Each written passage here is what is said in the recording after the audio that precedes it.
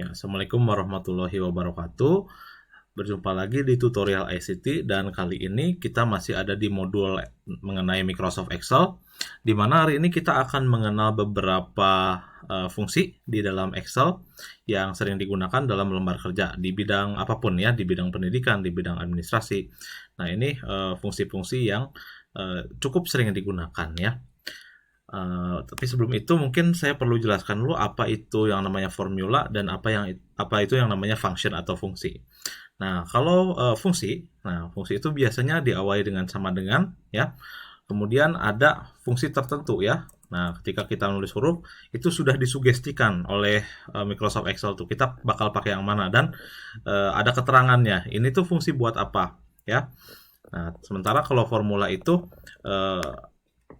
biasanya digunakan untuk mengoperasikan ya, terdiri dari beberapa ini ya, dari beberapa elemen gitu ya. Jadi ketika saya menjumlahkan ini dan ini, nah itu termasuk formula ya atau rumus ya.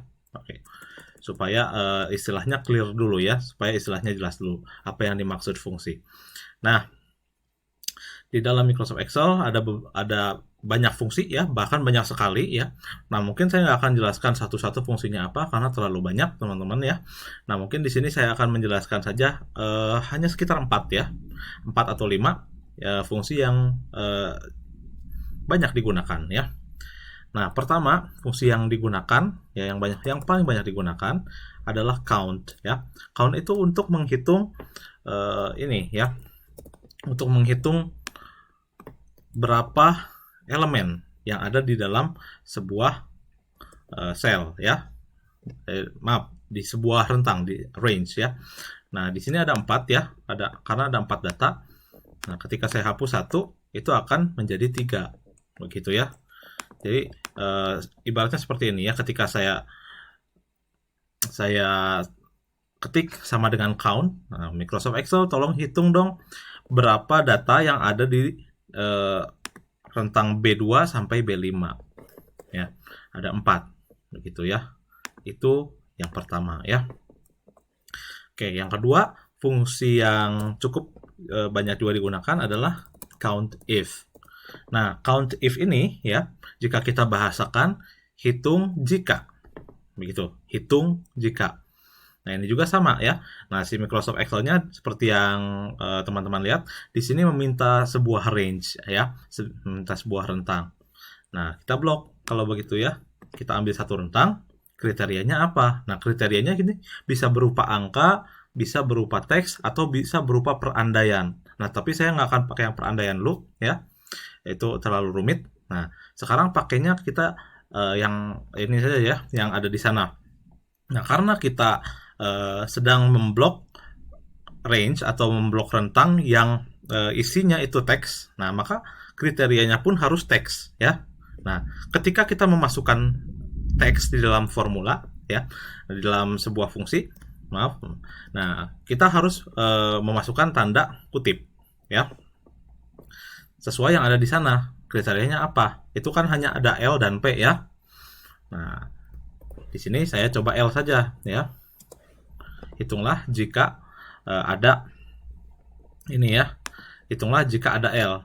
Nah, maka 2 ya. Laki-laki 2, perempuan 2. Nah, coba saya tambah lagi nih ya. Laki-lakinya. Misalkan ada namanya Muhammad ya. L. Nah, itu akan bertambah jadi 3 ya. Karena rentangnya secara otomatis itu diperpanjang. Nah, ini saya itu juga ya. Saya copy juga. Nah, ini tabelnya nanti kita akan lihat begitu ya. Oke, kita akan gunakan. Maaf, bukan tabel ya, ini masih rentang ya. Nah, jangan lupa teman-teman ya, bagusnya teman-teman itu menjadikan rentang ini tabel-tabel ya, seperti yang sudah dipaparkan di modul sebelumnya ya. Nah, agar mudah dihitung ya untuk keperluan seperti itu. Nah, berikutnya ada count if ya. Nah, kemudian ya, yang juga banyak digunakan, ini fungsi yang ketiga adalah VLOOKUP ya. Nah, VLOOKUP digunakan ketika kita mau melihat sebuah data yang sudah ada di tabel atau rentang lain ya.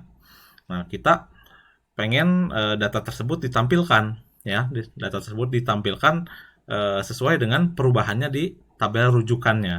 Nah, itu mungkin udah mulai agak ini ya, udah mulai agak berlogika ya. Nah, maksudnya ini ya, bercabang gitu ya perandaiannya. Nah, di sini saya sudah punya dua tabel, yang satu isinya nilai, yang satu isinya jenis kelamin. Nah, jika si jenis kelaminnya dibutuhkan kembali di tabel itu ya, di tabel yang ada di sebelah kiri ini ya, di tabel nama dan nilai. Nah, jenis kelaminnya sementara ada di sini ya. Tentu saja akan tidak efektif jika datanya banyak terus kita ngetik satu-satu nyalin tabel tersebut ya. Nah, untuk itu ada sebuah fungsi yang dinamakan VLOOKUP ya. Nah, VLOOKUP itu untuk mencari data. Nah, inilah teman-teman ya. Ini saya sortir ya, karena tabel udah ada ini ya. Udah ada filternya ya untuk mensortir, untuk memilah juga ya. Nah, urutannya kan jadi gini ya. Jadi Dani duluan di sini sementara Heru. Nah, kita coba fungsi VLOOKUP ini ya. Nah, VLOOKUP ini ya bekerja dengan cara melihat ya, kan look ya, lookup.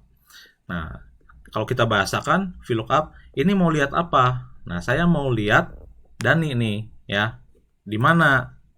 Nah, di tabel yang kedua. Karena ini yang pertama, itu yang kedua ya. Karena ini lembar baru, saya masih ingat ya, ini yang pertama kali dibikin otomatis namanya table 1, ini yang kedua dibikin otomatis namanya table 2 gitu. Nah, lalu ada kolom index number ya. Nah, kolom index number ini ya, itu adalah urutannya ya, urutan kolomnya. Kalau yang ini ya, ini di kolom nama itu yang pertama, di jenis kelamin yang kedua. Nah, jadi karena saya butuhnya jenis kelamin lagi, maka itu ada di yang kedua, begitu ya.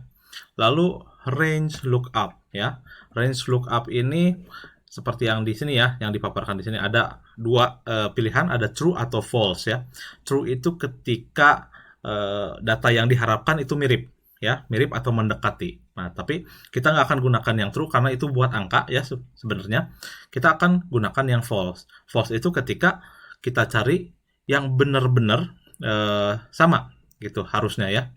Nah, kan saya nyuruh si Excel-nya lihat ya. Liatin dong Dani di tabel sebelah di kolom 2 isinya apa. Ya, kayak gitu ya. Jadi harusnya hasil dari VLOOKUP ini adalah L. Begitu ya. Nah, gimana Pak kalau ini misalkan jadi true? Nah, itu akan ya sama aja ya, karena mendekati ya, karena ini ya, karena ini bentuknya teks. Kalau angka yang paling mendekati gitu ya. Nah, ini kalau saya ubah ya, kalau misalkan jadi Herman misalkan ya, ini akan error ya, akan terjadi error NA ini ya, not available gitu. Nah, tapi kalau true, coba ya, Herman lagi tuh. Kalau true itu tetap ada ya, cari yang mendekati siapa aja lah ya, gitu pokoknya. Karena ini ya, yang pertama muncul Heru ya, misalkan. Nah, misalkan nama Widya Moko, itu akan jadi P ya, karena yang paling dekat adalah Widya, meskipun ini nama laki-laki mungkin ya. Oke, tinggal diseret saja ya. Nah, itu gunanya VLOOKUP seperti itu ya. Ini jangan true ya, harusnya false. Karena ada Herman ya, ini Dani tadi namanya. Nah, ini baru betul ya datanya ya. Nah, kita ini saja ya. Nah, kita betulkan ya. Ignore saja ya. Nah, oke. Seperti itu. Jadi itu fungsi ketiga ya, VLOOKUP. Nah, mudah-mudahan teman-teman paham konsepnya ya. Kalau misalkan masih belum jelas, tolong komentar di bagian sebelah mananya yang perlu dijelaskan ulang. Oke. Yang keempat ya, atau yang terakhir dalam video ini adalah if ya. Nah, saya bikin kolom status ya. Ini dalam contoh kasus nilai ya. Nah, ini ceritanya nilainya, ini nilai sekolahan, ada yang lulus dan ada yang nggak lulus. Nah, saya pengen filter ya, saya pengen secara otomatis mendeteksi dari kelima siswa ini misalkan ya, mana yang lulus dan mana yang tidak gitu ya. Nah, kita gunakan fungsi if. Nah, if itu dalam bahasa Indonesianya adalah jika. Nah, jika. Nah, di sini ada ini ya, ada variabel yang harus dimasukkan ya. Ada logical test, value if true atau nilai ketika benar dan nilai ketika salah ya. Ini bisa digunakan kepada angka, bisa juga digunakan kepada teks ya. Nah, tapi dalam hal ini saya akan gunakan kepada angka dulu ya. Jadi saya akan rujuk kolom sel nilai ini ya. Nah, jadi ketika saya baca, jika nilainya, nah ini harus selalu pakai operator pembanding ya, seperti sama dengan, atau lebih besar, lebih kecil, atau sama dengan, lebih besar sama dengan, atau lebih kecil sama dengan. Nah, itu yang valid ya, yang digunakan dalam logical testnya ya. Ini kita masih ada di logical testnya ya, bisa dilihat di sini. Nah, jika nilainya 70 di bawah 70 ya, nah maka di atas 70 deh ya, di atas 70. Kalau di atas 70 itu lulus. Nah, misalnya yang di bawah 70 nggak lulus, nggak usah ngetik lagi kayak gitu ya. Ini karena ini secara otomatis. Kalau di atas 70 lulus, otomatis yang di bawah 70 akan tidak lulus ya. Oke. Lalu jangan lupa ditutup ya. Nah, itu kita selalu pisahkan dengan titik koma ya untuk versi 2013 ke atas. 2010 sampai sama 2007 mungkin masih pakai koma. Nah, kita lihat hasilnya ya. Ini harusnya menampilkan dua nilai. Ada yang lulus dan ada yang tidak lulus. Nih ya. Nah, kenapa tidak lulus ini? Ya karena ini harus di bawah 70 ya, 70 itu. Nah, kalau mau ini lulus, ya kita kasih ini ya, kasih sama dengan di sininya ya. Jika lebih besar atau sama dengan 70, maka lulus. Kalau enggak ya tidak lulus, begitu ya. Nah, di sini kita tinggal tinggal salin saja ya dengan menggunakan Ctrl D, maka akan terlihat statusnya. Begitu ya, teman-teman semua. Nah, itu mungkin yang bisa dijelaskan dalam video ini mengenai fungsi-fungsi yang sering digunakan di Microsoft Excel. Itu. Sampai jumpa lagi di